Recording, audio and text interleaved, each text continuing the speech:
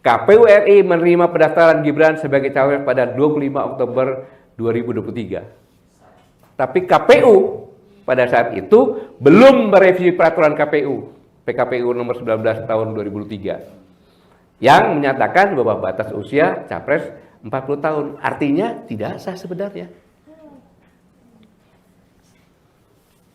Karena KPU mengubah persyaratan pada tanggal 23 November 2023 untuk memasukkan amar putusan Mahkamah Konstitusi tentang kepala daerah bisa maju pilpres sebelum umur 40 tahun. Walaupun keputusan Mahkamah Konstitusi nomor 90 garis miring PUU 21 garis miring 23 pun sebenarnya tidak sah karena Ketua Mahkamah Konstitusi sudah kena etik juga kan.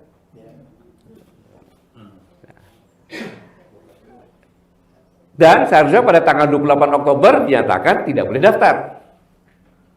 Dan baru saja sudah diputuskan bahwa Ketua KPU kena pelanggaran etik berat. Walaupun April 2023 dia sudah kena etik berat.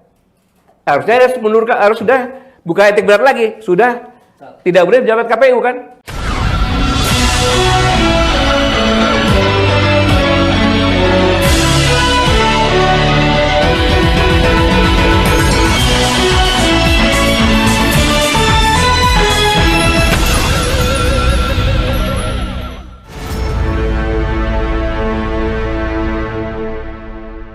Ketika 17 Agustus 1945,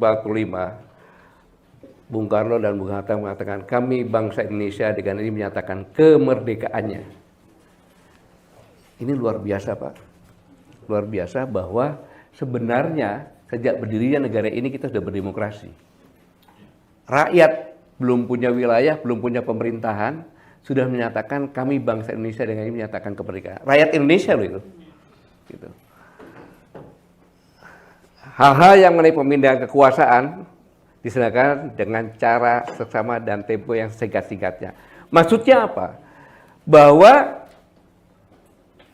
rakyat ini sudah merencanakan bahwa kerajaan-kerajaan kesultanan yang ada itu akan beralih kekuasaannya menjadi satu Indonesia. Ini kan luar biasa. Jadi negara demokrasi yang sejak lahir itu di tangan rakyat, ya negara kita ini. Tidak ada negara di dunia manapun juga yang seperti ini. Jadi kalau ada bicara masalah demokrasi, jangan lawan dengan Indonesia. Karena ini sejak lahir adalah rakyat yang menyatakan kemerdekaannya. Ini contohnya aja, nggak semuanya. Kesultanan yang bergabung. Yogyakarta, 5 September 45, Aceh, 1950, Kesultanan Cirebon, dan seterusnya. Jadi tidak bersamaan. Tidak bersamaan. Mereka bergabung, memberikan mandat untuk menjadi satu Indonesia, untuk menjadi satu kesatuan yang besar. Makanya dalam pembukaan Undang-Undang Dasar 1945 pada alinea keduanya, maka rakyat Indonesia menyatakan dengan ini kemerdekaannya dan memerintahkan kemudian daripada itu untuk membentuk suatu pemerintahan negara Indonesia yang melindungi segenap bangsa Indonesia dan seluruh tumpah darah Indonesia, dan untuk memajukan kesejahteraan umum, mencerdaskan kehidupan bangsa, dan ikut melaksanakan ketertiban dunia yang berdasarkan kemerdekaan, perdamaian abadi, dan keadilan sosial. Maksudnya rakyat yang memerintahkan untuk membentuk pemerintahan. Jadi kalau ukur suatu pemerintahan, kalau ukurnya mudah, apakah sudah melindungi segenap bangsa? Nggak ada yang dibunuh di kilometer berapa itu? Di Kanjuruhan, ya kan? Di TPS dulu. Nah, apakah itu sudah melindungi? Itu yang tolak ukurnya. Kemudian yang kedua, apakah sudah melindungi tumpah darahnya? Yang tadi ceritakan bahwa semuanya dikeruk habis. Apakah rakyat sudah sejahtera? Apa ada kode cerdas? Simple untuk ini. Nah, maksud saya bahwa sekarang ini Presiden Jokowi sebagai Presiden Republik Indonesia juga kepala negara mendapat tugas dari rakyat untuk mencari pemimpin yang memimpin pemerintahan ini. Kan gitu sebagai kepala negara. ditugaskan oleh konstitusi untuk melakukan pemilihan dan mencari pemimpin yang bisa melindungi segenap bangsa Indonesia dan seluruh tumpah darah Indonesia untuk mensejahterakan dan mencerdaskan kehidupan bangsa. Sebagai kepala negara itu tugas. Ya tentunya nggak boleh cabai-cabai. Itulah konstitusi tersendiri. Maka hukum itu resultante kekuatan-kekuatan politik yang ada. Jadi hukum di Indonesia itu cenderung punya karakter demokratis, jelas itu. Maka dibuatlah seimbang antara eksekutif dengan yudikatif, legislatif, saling mengontrol. Apabila ada ketimpangan salah satu lebih kuat, maka hukum akan cenderung represif dan tidak inisiatif. Ini yang terbukti. Ketika tidak seimbang, maka muncullah undang-undang yang bermasalah dari sistem substansi dan prosedurnya. Revisi undang-undang KPK yang harusnya KPK mandiri masuk ke rumpun eksekutif pasti direkayasa dan akan ada manfaatnya bagi yang memanfaatkan. Undang-undang minerba pasti ada yang memanfaatkan untuk mengeruk semuanya. Kalau kita bicara nekel, orang bodoh pun tahu bahwa itu ada perbuatan yang sangat bodoh sekali dan merugikan negara. Diskusi apapun juga, ayo kita lihat. Perpu terkait COVID, Undang-Undang Ciptaker, Undang-Undang IKN, tadi Mbak Wiwi menceritakan semuanya, jelas. Masih banyak undang-undang.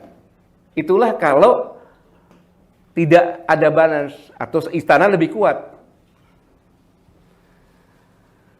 Kekuasaan eksekutif sekarang ini tidak aja hanya mengintervensi legislatif, tetapi dalam bentuk undang-undang bermasalah, melainkan juga merambah kekuasaan yudikatif. Ini sangat berbahaya. Istana juga telah mendikte putusan-putusan pengadilan pesanan. Vonis bermasalah terhadap ulama dan aktivis, Habib Rizik, Habib Bahar, Gus Dur, Bambang Tri, Syahganda Nainggolan, Jumur Hidayat, Anton Permana, Edi Mulyadi, dan lebih parah lagi menggunakan undang-undang ya ini nomor 1 tahun 1946. Itu undang-undang yang persis buatan Belanda. Hanya kalau itu ada Dutch itu berarti Indonesia gitu. Jadi persis, hanya diberi keterangan itu, merubahnya lewat keterangan. Bayangkan tuh, undang-undang yang dipakai kolonial untuk menjara perlawanan kan gitu. Itu digunakan. Maka ketika Dr. Anton Permana disidangkan, saya diminta menjadi saksi ahli. Saya duduk di kursi terdakwa. Ya kan, saya kira begitu kan, duduk situ. Saya tanya kepada jaksa yang mulia, saudara hakim dan jaksa, seharusnya yang duduk di sini sebagai terdakwa bukan Anton Permana. Seharusnya saya. Karena yang didakwa kepada Anton Permana itu dia meniru persis pernyataan kami yang ditandatangani oleh saya. Tapi yang kena pasal Anton Permana. Kan aneh, saya ngomong begitu di hadapan para hakim. Dan objek hukum sudah tidak berlaku. Karena Mahkamah Konstitusi sudah menganulir Undang-Undang Cipta Kerja ini. Tetap aja dihukum. Pakai, karena itu Pak. Undang-Undang 146. Makanya ketika orang mengatakan jangan sedih terhadap Syahganda Nainggolan, Jumur Hidayat, Anton Permana, justru yang harus sedih kita adalah kepada polisi-polisi, serse yang mengadakan penyidikan, pemeriksaan. Mereka orang-orang pintar, tapi juga punya hati. Akhirnya mereka perasaannya gimana? Orang nggak salah dibuat salah kan? Pulang ke rumah ditanya sama istrinya dan sebagainya. Justru mereka dikasihani. Gitu. Dan yang sudah lulus Anton Permana, dia sudah masuk Cipinang. Tapi ya namanya aktivis masuk di sana, pulang masih bisa bawa duit itu. Ninggalin duit maksudnya kepada dia. Ninggalin berapa ton? 1,4. Ya? 1,4 miliar. Ya, masih ninggalin di sana. Jadi preman di penjara lagi kan. Itulah kalau aksi menyelamatkan Indonesia. Juga undang-undang juga keputusan tentang Gibran. Ini menarik ini Gibran. Ya. Nah, dalam penegakan hukum oleh eksekutif terlihat tebang pilih. Bahkan hukum dijadikan alat sandera untuk memelihara loyalitas tokoh-tokoh politik tertentu. Saya nggak usah sebutkan lah ketua-ketua partai dan sebagainya kan. Ya. Presiden dan Korea tidak benar-benar ingin menegakkan hukum, ya kan? Karena KPK sudah di dalam eksekutif, ya. Terutama terkait pemberantasan korupsi tadi, melainkan hanya sekedar menjadikan hukum alat kontrol dan alat tawar sebagai bargaining. Itu yang terjadi sekarang ini. Gitu. Akhirnya bagaimana? Ini KPU RI menerima pendaftaran Gibran sebagai calon pada 25 Oktober 2023. Tapi KPU pada saat itu belum merevisi peraturan KPU, PKPU nomor 19 tahun 2003, yang menyatakan bahwa batas usia capres 40 tahun. Artinya tidak sah sebenarnya. Karena KPU mengubah persyaratan pada tanggal 23 November 2023 untuk memasukkan amar putusan Mahkamah Konstitusi tentang kepala daerah bisa maju pilpres sebelum umur 40 tahun. Walaupun keputusan Mahkamah Konstitusi nomor 90 garis miring PUU 21 garis miring 23 pun sebenarnya tidak sah karena Ketua Mahkamah Konstitusi sudah kena etik juga kan.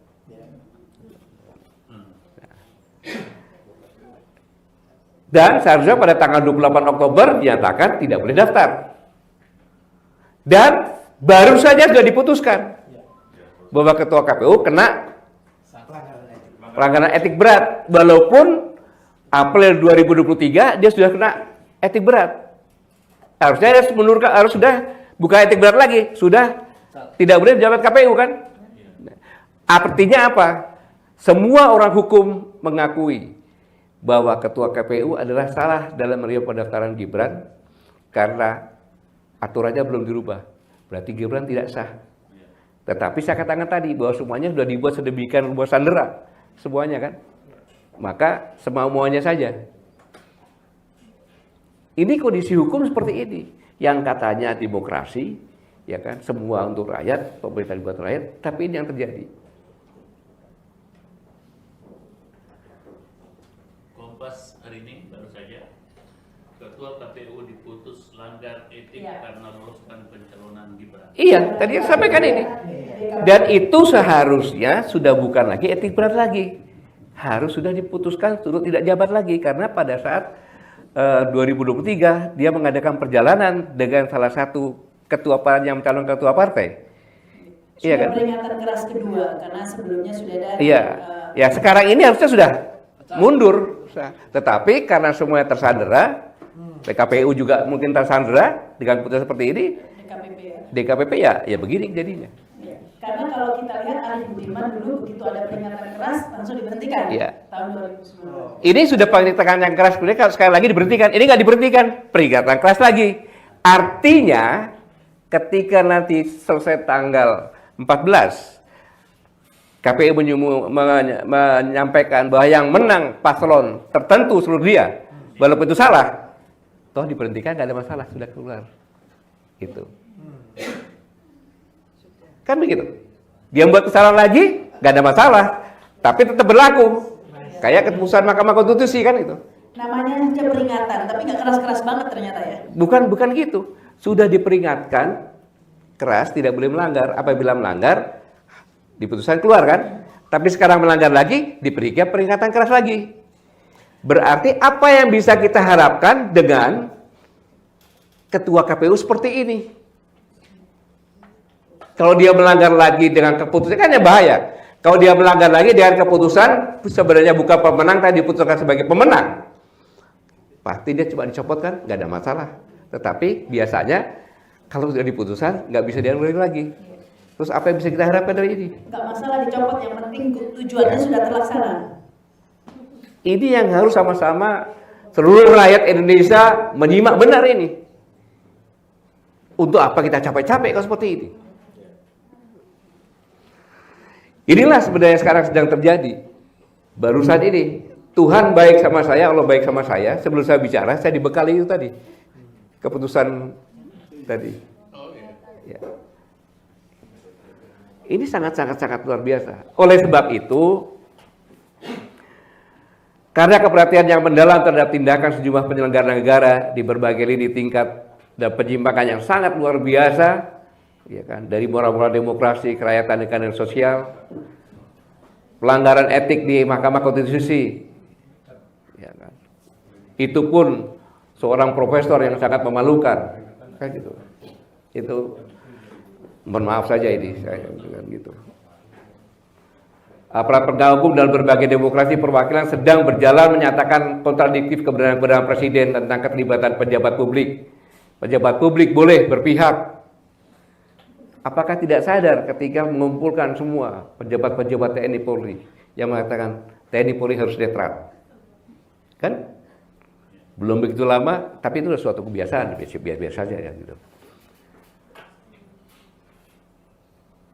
Jadi keberpihakan merupakan wujud penyimpangan terhadap prinsip-prinsip demokrasi. Presiden Jokowi dengan sengaja ikut cawe-cawe dalam proses politik, berpihak pada salah satu paslon, presiden wakil presiden, upaya untuk memenangkan anaknya melalui indikasi pengerahan aparatur dan infrastruktur negara, serta indikasi politisasi dan personalisasi bantuan sosial untuk masyarakat. Pak JK sampai malu masa memberikan bantuan di depan istana. Istana adalah lambang-lambang negara kan gitu.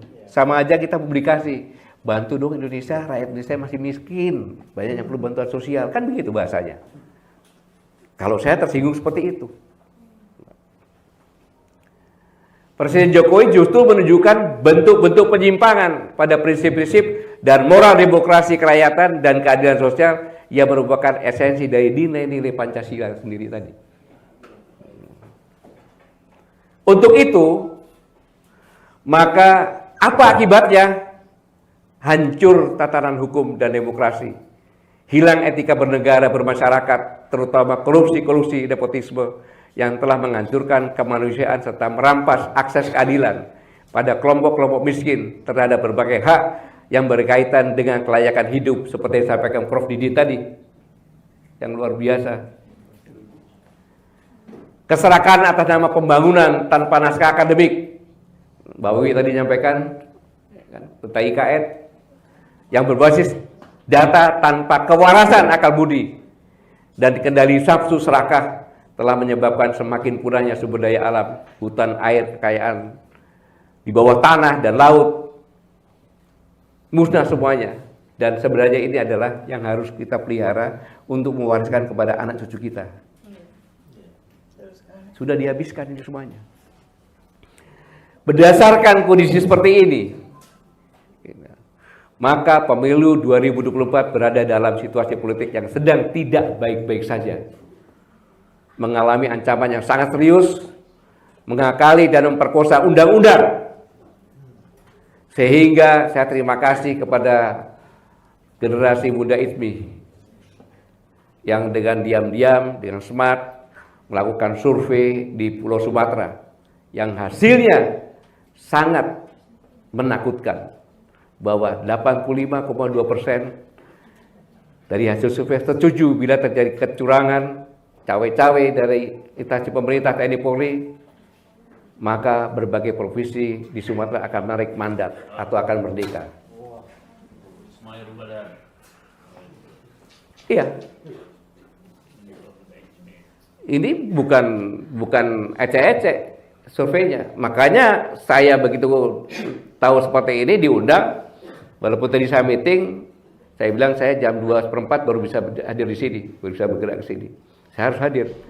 Karena luar biasa ini. Ini bukan sembarangan, ini berbahaya dalam kehidupan bernegara kita. Karena kenapa? Tadi saya katakan kesultanan-kesultanan itu dengan sukarela memberikan mandat kepada Indonesia untuk menjadi satuan yang lebih besar lagi bersama-sama.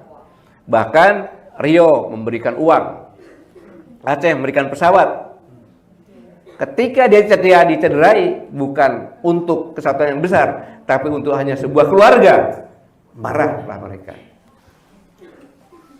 Marah mereka. Kita tidak boleh diam seperti ini. Dan saya hanya sedikit menjelaskan.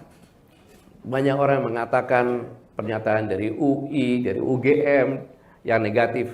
Tapi ingat, guru besar adalah penjaga peradaban suatu bangsa yang netral, yang gigih mempertahankan nilai-nilai kebenaran akademis, yang bebas dan tidak tunduk kepada tekanan politik dari sistem yang korup dan penguasa yang jalim, yang bertindak mengecampingkan undang-undang dasar dan undang-undang dan ketetapan yang telah diletakkan oleh founding father Negara Kesatuan Republik Indonesia. Itulah guru besar kayak gitu. Mungkin kalau saya dikoreksi, salah nggak apa-apa, namanya juga saya kritik. Terus bertambah ini guru besar yang menyatakan sikap. Iya, ini. Ya, selanjutnya kampus-kampus sedang menunjukkan akal sehatnya. Kampus-kampus sedang menunjukkan akal sehatnya. Yang mengatakan bahwa tujuan pendidikan yaitu menjadi insan yang tercerahkan dan mampu berpikir kritis dan menunjukkan integritas dalam bersikap membela keadilan. Itu. Jadi tidak mungkin sekelas guru besar terburu-buru menyatakan sikap tanpa riset, tanpa observasi, dan tanpa analisa yang jelas. Tidak mungkin. Apalagi seorang profesor.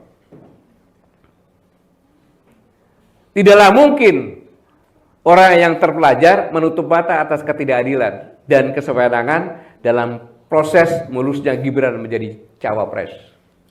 Ini yang menyakitkan sebenarnya. Cendekiawan sejati tidak mungkin sebuta itu, kecuali pikirannya telah tertutupi dengan duit atau godaan kekuasaan politik lainnya.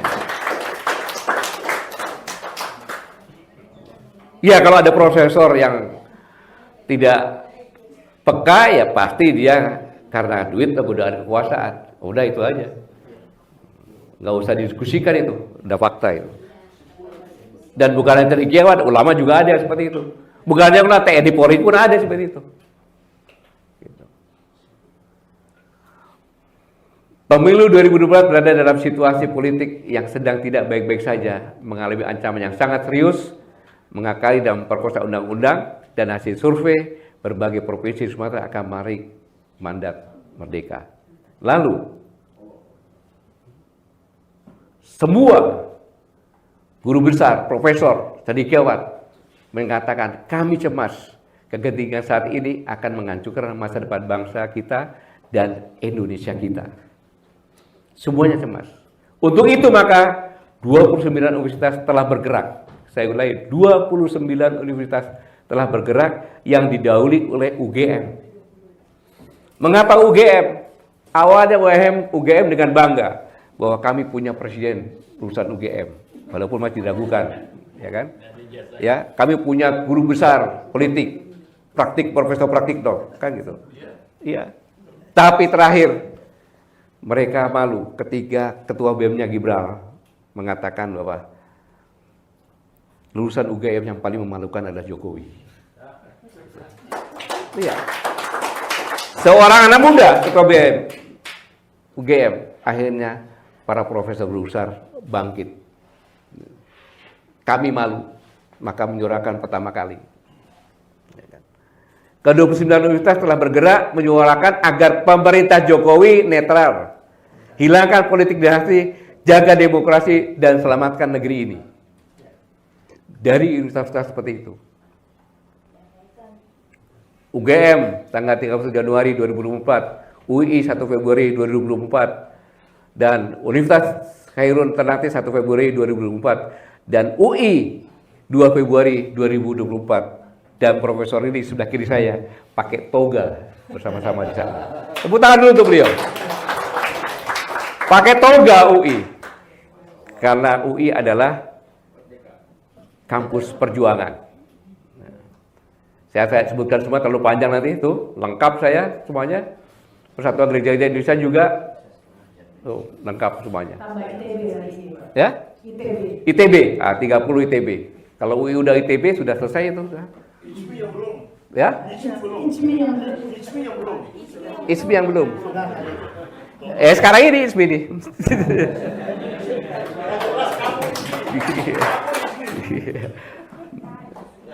Ini luar biasa. Kalau sudah guru besarnya berbicara seperti itu, seperti macan, apalagi mahasiswanya. Apa yang terjadi saya nggak tahu itu.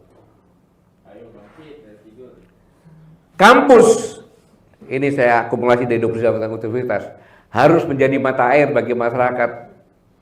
Bukan pengetahuan yang harus kami hasilkan, tapi pengetahuan yang bermanfaat buat masyarakat, bukan buat kelompok-kelompok elit saja. Luar biasa. Kampus perjuangan yang telah melahirkan para petarung yang berdiri paling depan dalam menghadapi berbagai peristiwa berat bangsa ini. Para pendahulu kami bahkan telah menumpahkan darahnya. Sebut saja Arif Rahman pada tahun 65 dan Mehat di tahun 98. Kampus mengatakan kami tetap mewaspadai periuk demokrasi dan mewaspadai pula kedaulatan agar tetap di tangan rakyat. Kalau namanya kampus sudah bicara, itu adalah pusat kebenaran. Karena berdasarkan teori-teori yang sudah teruji. Tidak bisa saya bicara untuk skripsi saya ini tanpa teori-teori. Negeri kami nampak kehilangan kemudi akibat kecurangan perebutan kuasa. Nihil etika, menggerus keragaman budaya, serta kesejatian moral bangsa. Para profesor bicara seperti ini. Negeri kami nampak kehilangan kemudi akibat kecurangan perebutan kuasa, nihil etika, menggerus keragaman budaya, serta kesejatian moral bangsa. Dalam sekali ini. Maka guru-guru besar semuanya berdiri bergandengan tangan dari semua universitas yang ada. Kami berdiri di sini mengajak warga dan alumni Indonesia dan juga seluruh warga Indonesia untuk segera mendapatkan barisan. Pertama, mengutuk segala bentuk tindakan yang menindas kebebasan berekspresi. Kedua, menuntut hak pilih rakyat dalam pemilu dijalankan tanpa intimidasi, tanpa ketakutan, berlangsung secara jujur dan adil.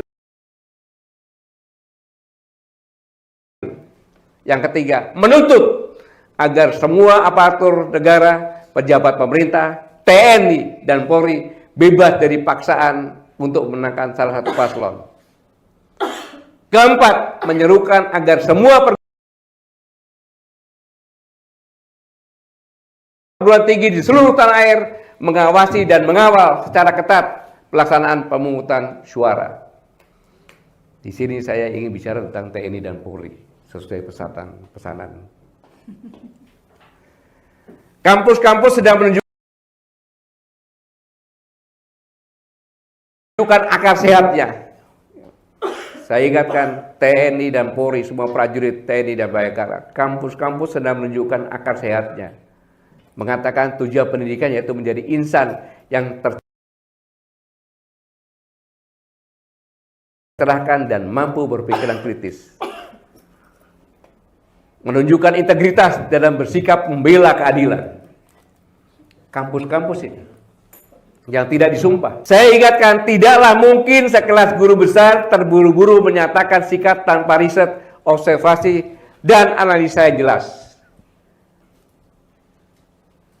Saya ingatkan seluruh prajurit TNI dan Polri yang masuk Polri sebelum tahun 2002 bahwa semuanya di atas Al-Quran, Alkitab, Kitab Veda bersumpah. Yang Islam saya bersumpah, demi Allah saya bersumpah. Yang Kristen, Protestan, demi Tuhan saya berjanji. Yang Hindu, demi Sang Hyang Widi saya berjanji. Satu, setia kepada negara kesatuan Republik Indonesia yang berdasarkan Pancasila dan Undang-Undang Dasar 1945. Ini sumpah ini, Pak. Janji kepada Allah Subhanahu wa taala ini. Tunduk pada hukum dan memegang teguh disiplin keprajuritan. Taat kepada atasan dengan tidak membantah perintah atau putusan. Menjalankan segala kewajiban dengan penuh rasa tanggung jawab kepada tentara dan negara kesatuan Republik Indonesia dan memegang segala rahasia tentara sekeras-kerasnya. Prajurit TNI dari hasil survei tadi 85,2% apabila aparatur pemerintah TNI Polri ikut cawe-cawe, berpihak, memaksa untuk memenangkan salah satu paslon, tidak netral, maka negara ini akan pecah. Saya ingatkan bahwa negara ini akan pecah berarti sumpah memanggil setiap prajurit TNI dan Polri. Memanggil Allah Subhanahu wa Ta'ala, Tuhan Yang Maha Esa, Sang Yang Widi, meminta pertanggungjawaban bahwa kalian pernah berjanji kepada aku, bersumpah kepada aku untuk menjaga Indonesia jangan sampai pecah. Yang pertama. Kemudian tunduk kepada hukum dan megang teguh keprajuritan. Hukum mengatakan sebagai aparatur negara, baik itu polisi TNI, tidak boleh ikut cawe-cawe, tapi hanya mengawal agar pelaksanaan pesta demokrasi ini berjalan dengan jujur dan adil, luber. Jadi kalau ikut cawe-cawe, dia sudah melanggar hukum. Taat kepada atasan dengan tidak membantah perintah atau putusan. Atasanmu, Presiden Republik Indonesia, Pak Jokowi pernah mengatakan harus netral. Panglima TNI pernah mengatakan netral. Kasat pernah mengatakan netral. Kapolri pun mengatakan netral.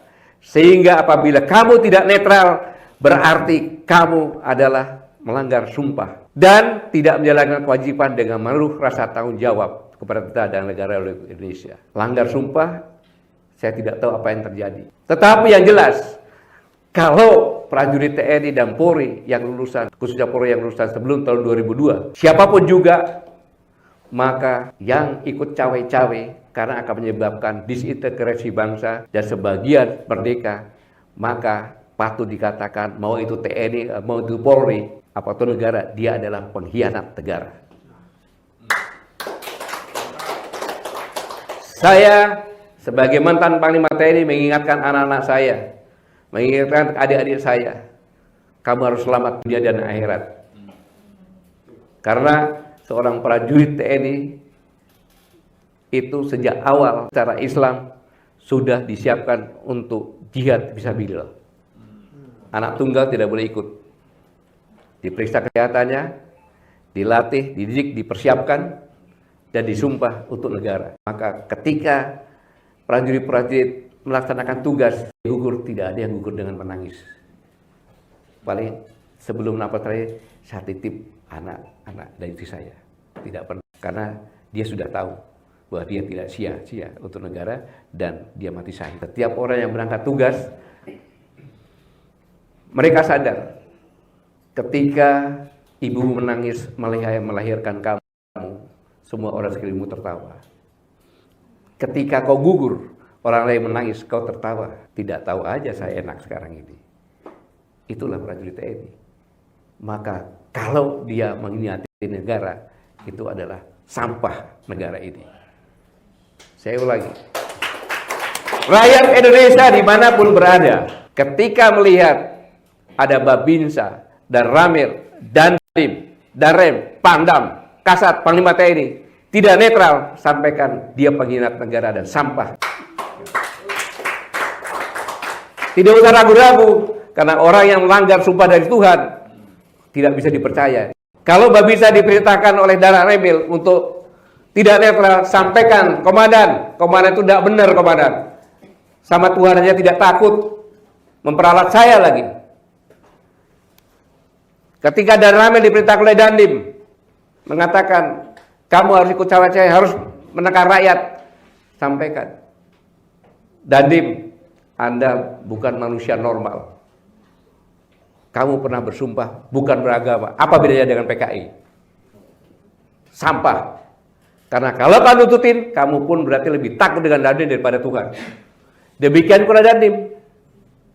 Kalau diperintah oleh Darem atau Pangdam untuk tidak netral, sampaikan. Harus berani nyampaikan. Seorang TNI itu hanya takut sama Tuhan, sama Allah. Tetapi dia pegang prinsip kebenaran. Jadi kalau dia diperintahkan cawe-cawe, berarti pimpinannya tidak benar. Pimpinannya bukan menyintai anak buahnya dengan segenap hati dan pikiran. Seorang pemimpin itu harus menyintai anak buahnya dengan segenap hati dan pikirannya. Doanya pun dia bawa anak buahnya. Bukan anak buahnya dijadikan alat untuk menjaga posisinya. Bayangkan kalau seorang komandan Kodim, dia mengeluh, berat sekarang jadi komandan Kodim karena ditugaskan untuk memenangkan salah satu paslon. Apa yang bisa diharapkan dari seorang Dandim seperti itu kalau ada? Bagaimana dia harus berperang, mengorbankan jiwa dan raganya, orang jabatannya aja dia takut. Ini yang harus benar-benar dipahami. Orang marah sama saya, biarin. Saya nggak peduli, tapi saya punya kewajiban sebagai seorang bapak, terhadap prajurit-prajurit saya, anak-anak saya, dan adik-adik saya mengingatkan. Ya, namanya juga cari pahala lah gitu kira-kira, Prof. Ini, apalagi katanya kau seorang patriot, hanya kehilangan jabatan takut. Seorang kesatria, kenapa kalau laki-laki masih Serikandi samping saya ini serikandi semuanya. Dulu ini dengan toganya berani bicara. Pasti dengan perhitungan, saya bisa dicopot.